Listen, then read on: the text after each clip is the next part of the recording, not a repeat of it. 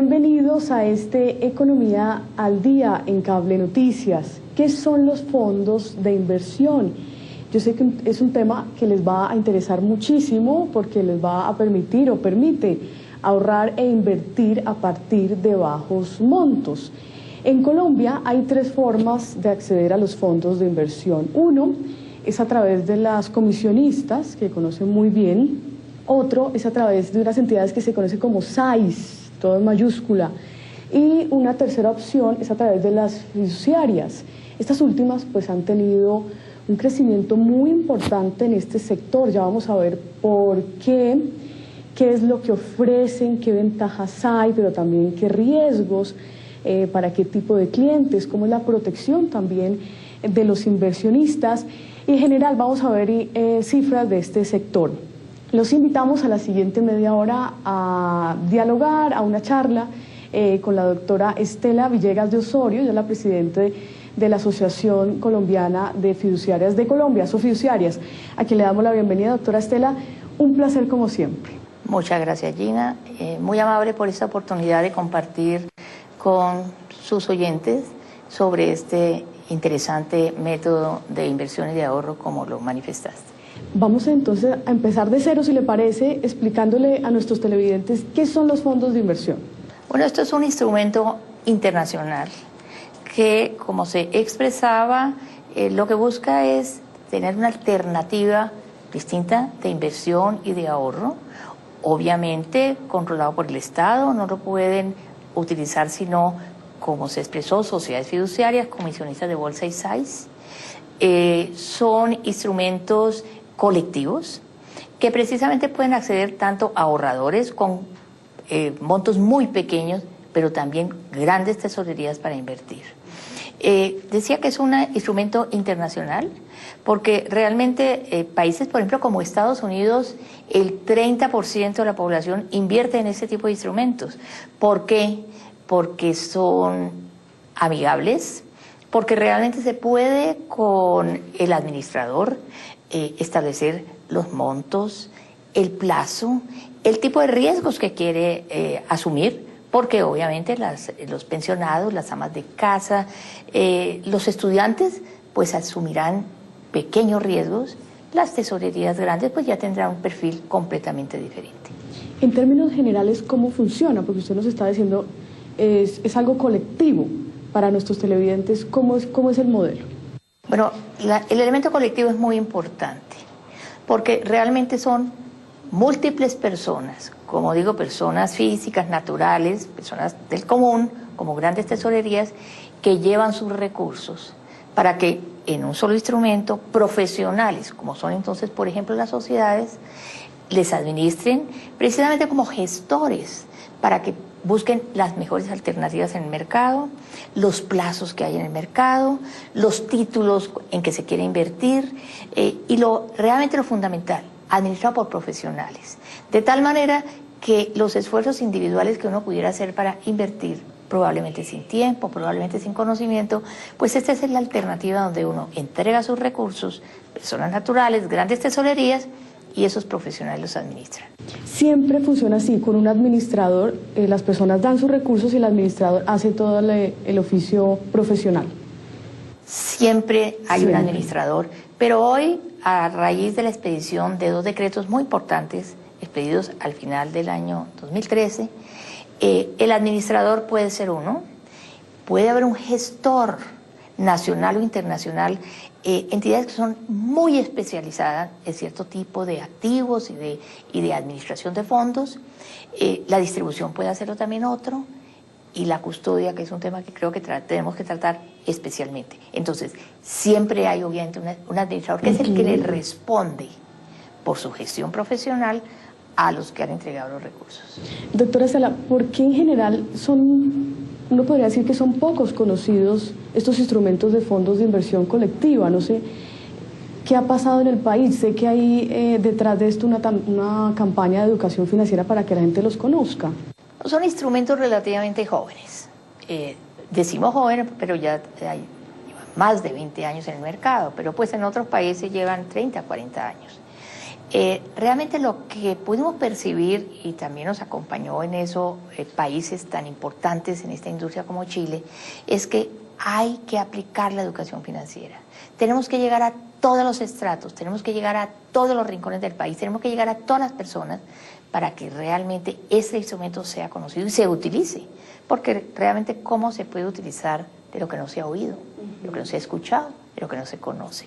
Por eso realmente hemos hecho un esfuerzo muy importante gremial de hacer salir por la televisión, por todo tipo de medios, para que realmente los que invierten y los que ahorren puedan llegar a las sociedades fiduciarias a preguntar por el producto y lo utilicen, a asesorarse, a aprender más sobre él. Y por eso también para las grandes tesorerías, pues en la semana pasada terminamos de hacer un evento internacional muy interesante, muy importante, donde nos acompañaron más de 30 especialistas internacionales y donde uno realmente puede denotar que esta alternativa es realmente fundamental, no solamente en Iberoamérica, sino prácticamente en todos los países desarrollados del mundo. Nos falta todavía muchísimo, ¿no? Hay mucho potencial de crecimiento en Colombia porque sé que en la región Chile, por ejemplo, nos lleva a gran ventaja, México, Brasil, todavía tenemos un camino muy largo por recorrer. Calificamos esa alternativa como una gran opción. Realmente tenemos unas cifras todavía muy limitadas. Solamente el 2% de la población colombiana utiliza fondos. Es decir, cerca de 1.200.000 habitantes utilizan los fondos. Pero queremos llegar a las cifras chilenas porque el 10% de los habitantes chilenos utilizan los fondos. Por eso, y a raíz de ver el crecimiento que las fiduciarias han mostrado en ese instrumento, que, por ejemplo, entre enero y marzo de este año han crecido el 7%, pues deflactando esto a los años venideros, pues creemos que nosotros en 5 años podríamos tener el 10% de la población vinculado a este instrumento. Desde luego, enfatizando en la educación, enfatizando en el servicio, enfatizando también en la información que le debemos dar a nuestros clientes. ¿Qué hace falta para llegar a esas grandes metas, doctora Estela? Porque no es solamente educación financiera, ¿verdad? ¿Qué otros pasos hay que dar en la industria para que se logre siquiera acercarnos a Chile? Servicio, servicio, servicio. Y desde luego, todas estas estrategias que está utilizando el sector gremialmente e individualmente cada uno de utilizar en el mejor sentido de la palabra los medios de comunicación para llegar a más personas, pero además con un mensaje claro, sencillo, pues realmente yo sé que muchas personas van a buscar esta alternativa, porque simplemente es otra alternativa a los medios de captación y de ahorros que hay en el país o en un país en general. Se dice que son más transparentes, más seguros, ¿por qué? Bueno, yo no podría decir más, yo diría transparentes, sí. Yo diría leales, yo diría profesionales. A ver, ¿por qué? Porque realmente hay una información diaria, porque realmente se le transmite todos los días, religiosamente, a la superintendencia, todos los movimientos de los fondos, sus rentabilidades, porque además realmente toda esta actividad está acompañada de políticas de riesgo, de departamentos de riesgo operativo, de riesgo de mercado, de riesgo de inversión. O sea, esta no es una alternativa donde un no profesional pueda llevarla a cabo. Entonces, pues, realmente ya hablamos de seguridad en ese sentido, y es porque los recursos los están administrando profesionales. Y usted me preguntaba inicialmente, Gina, sobre el asunto de la custodia. Sí. Es que realmente estas dos normas expedidas al final del año ponen a los fondos en unos estándares internacionales, pero la principalísima medida es la custodia, porque lo que exige la custodia es que el cumplimiento de las operaciones, es decir, comprar, vender, transferir, todos los activos que hacen parte de los fondos, lo hace un tercero absolutamente especializado que a nivel internacional se llama custodio, y que en el país la decisión gubernamental es que la prestan las sociedades fiduciarias, pero las que van a cumplir esa actividad tienen que hacerlo de manera especializada. O sea, nadie puede ser custodio de sí mismo. Entonces hay una vocación de unas pocas sociedades fiduciarias que van a ser custodios, porque es un tema, reitero, altamente especializado, altamente profesional y sobre el cual obviamente lo que se impacta es mayor seguridad para los clientes. Entonces, vamos a aclararle un poquitico aquí a los televidentes. ¿Las fiduciarias van a ser custodia? No, son los terceros.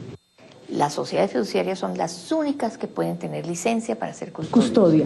Pero nadie, o sea, ninguna fiduciaria puede ser custodio de sus propios fondos de inversión. Van a ser unas pocas fiduciarias las que van a, digamos, acceder a tener la licencia de custodia, pero solamente teniendo la calidad de sociedad fiduciaria puede además tener la calidad de custodio. Aparte de custodio, ¿pueden administrar, gestionar todos los fondos de inversiones o esto se tiene que separar, doctora? Se tiene que separar. Ya. Ellas lo tienen que separar. Las otras sociedades fiduciarias y los demás, digamos, actores de esta actividad prestan el servicio, administran, gestionan, distribuyen, pero no pueden ser custodios sino aquellos. Y realmente, pues reitero, es un mecanismo internacional importantísimo porque en el cumplimiento está un elemento importantísimo de seguridad. De seguridad y confianza, ¿no? Sobre todo porque la gente lo que espera es poder confiar en este tipo de instrumentos. Y realmente el sector ha sido confiable, pero ya en las cifras que estamos manejando, que el sector fiduciario ya maneja casi 50 billones de pesos en activos de fondos, pues realmente ya la medida se imponía. Por eso es que tenemos ya que subir a estándares internacionales. Bien, vamos a ver en el segundo segmento, doctora Estela, una propuesta precisamente que va en ese mismo sentido, en ese contexto, y tiene que ver con la regionalización de estos fondos de inversión. Vamos a ver cómo los fondos de inversión van a poder participar en estas obras de infraestructura de 4G, cómo va a ser esto, todas las explicaciones para nuestros televidentes. Eso será después de una pequeñísima pausa. En segundo regresamos.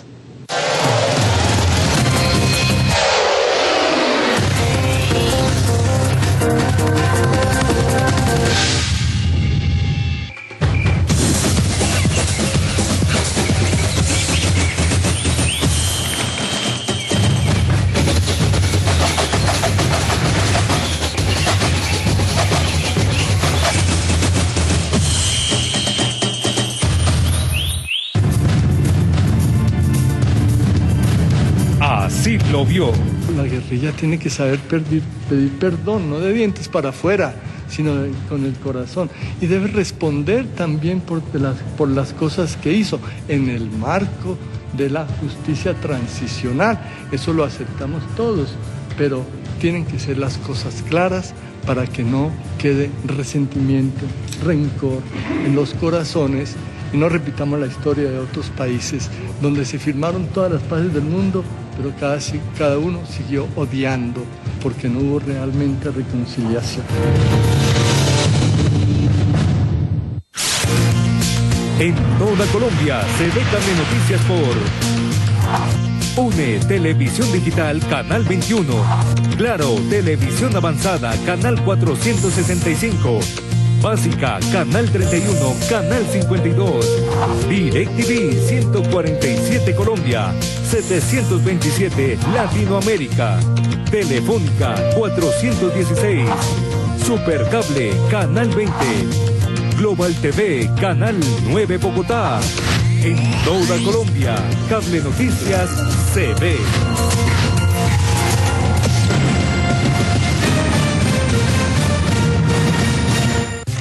Cinema Cable Noticias. Cada fin de semana les contamos los estrenos y la movida del cine en el país. Con entrevistas a los protagonistas y personajes detrás de cámaras para conocer los secretos del séptimo arte. Toda la actualidad cinematográfica, la crítica y los detalles más importantes de las producciones nacionales e internacionales. No olviden nuestra cita con el séptimo arte los viernes y los fines de semana. Cinema Cable Noticias. Su contacto con la magia del cine.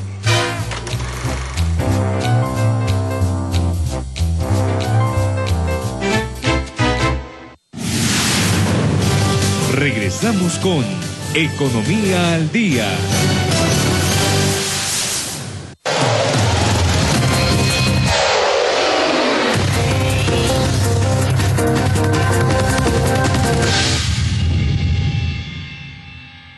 Continuamos en esta charla de Economía al Día, hoy teniendo una conversación con la presidenta de Asofiduciarias, la doctora Estela Villegas de Osorio, contándonos los esfuerzos que se están haciendo para que estos fondos de inversión colectiva precisamente se vuelvan más masivos, que más colombianos conozcan y conozcan más esta oportunidad de ahorro e inversión.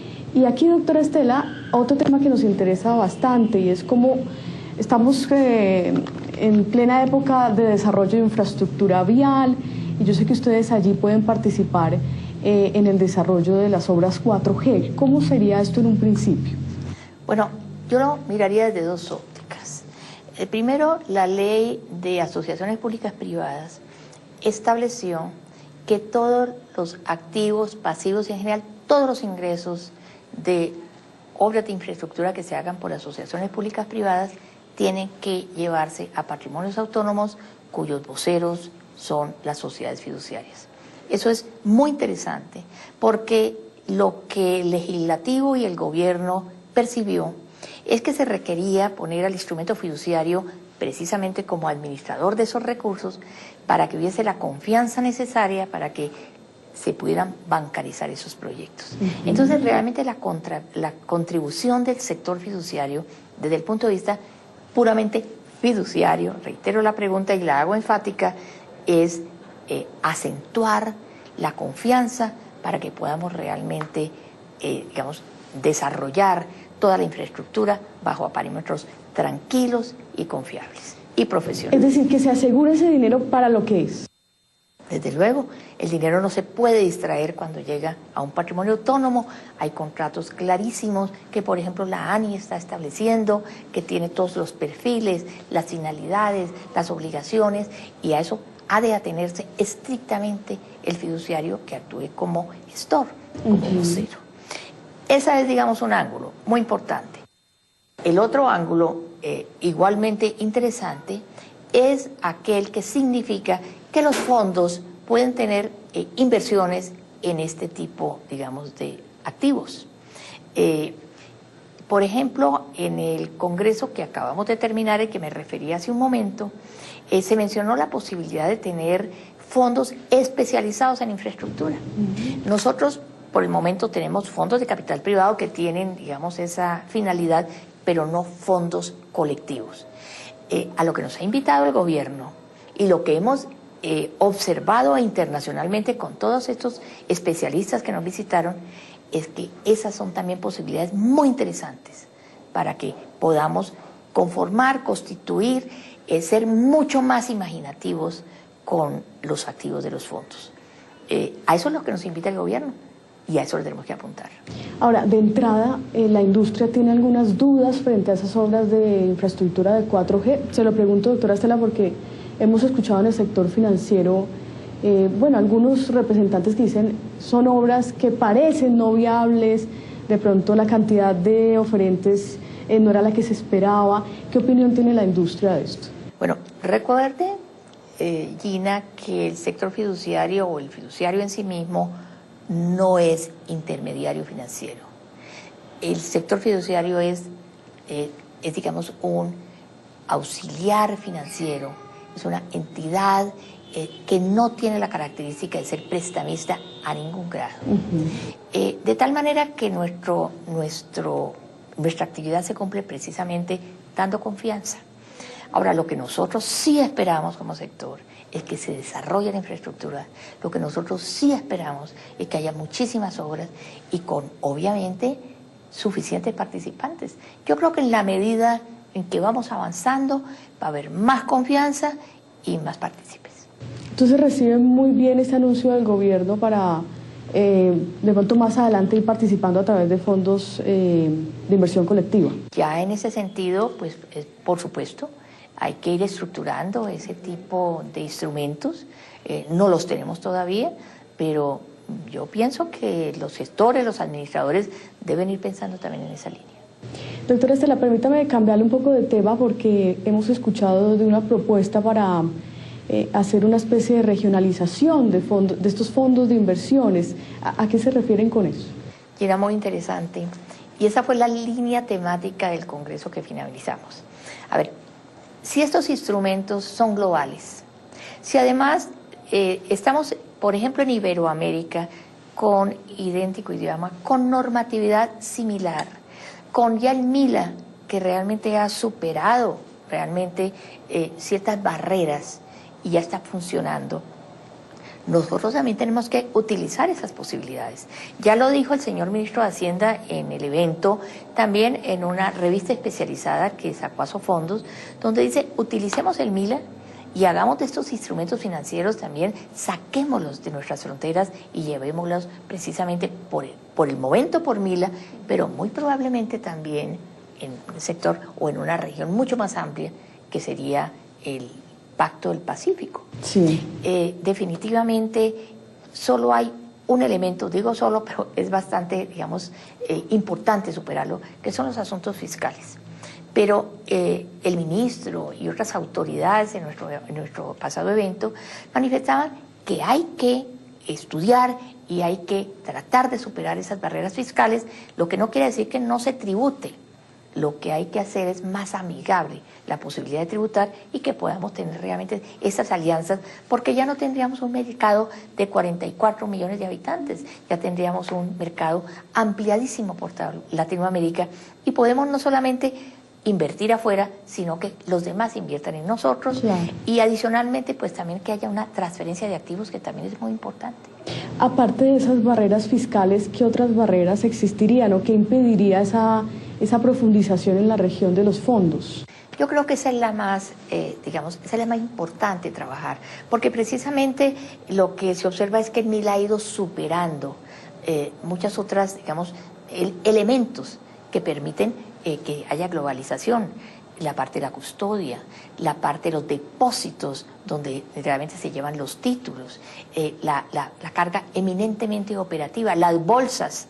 Entonces, pues realmente yo creo que tenemos ya un buen camino recorrido y tenemos que aprovecharlo. Ahora, doctora Estela, uno se pregunta, en nuestro país hay relativamente pocos fondos, ¿verdad? Hay poca oferta de estos fondos de inversión. ¿No sería mejor primero, digamos, masificar esto internamente al 100% para después sí hacer una regionalización? No, la oferta de fondos en el país es amplia.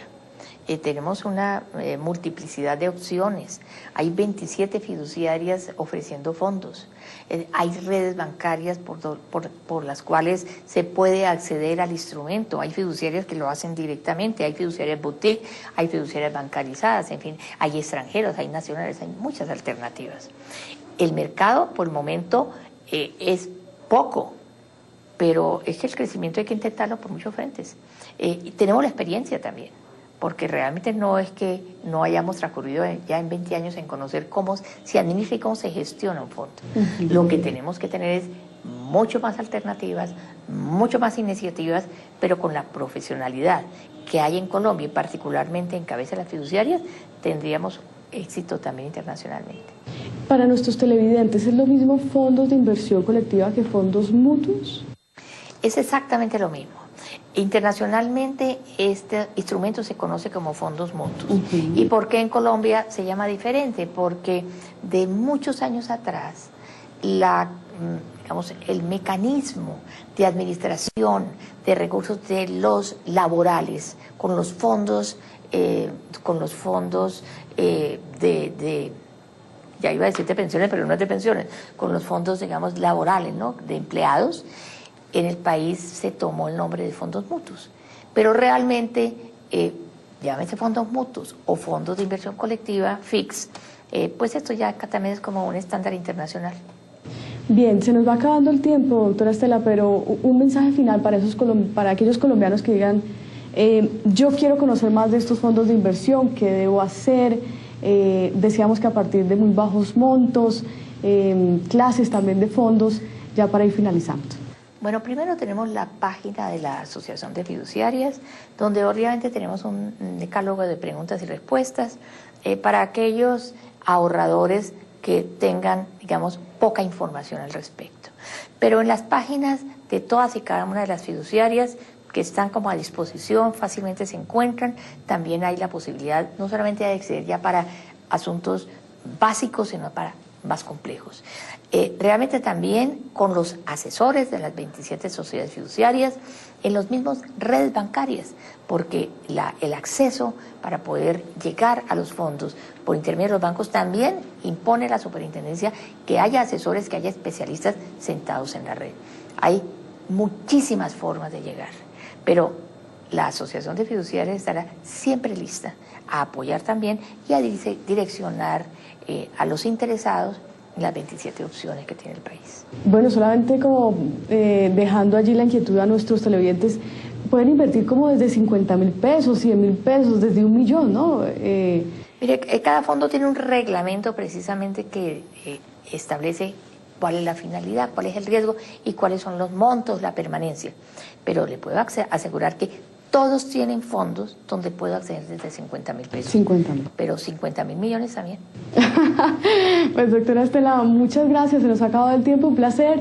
Les deseamos mucha suerte con esta campaña de educación financiera y bueno, nos encontraremos más adelante. En eso seguiremos, ese es nuestro propósito. Muchas gracias, Gina, muy amable. A ustedes también muchas gracias, nos encontramos en una próxima oportunidad. Somos Economía al Día de Cable Noticias.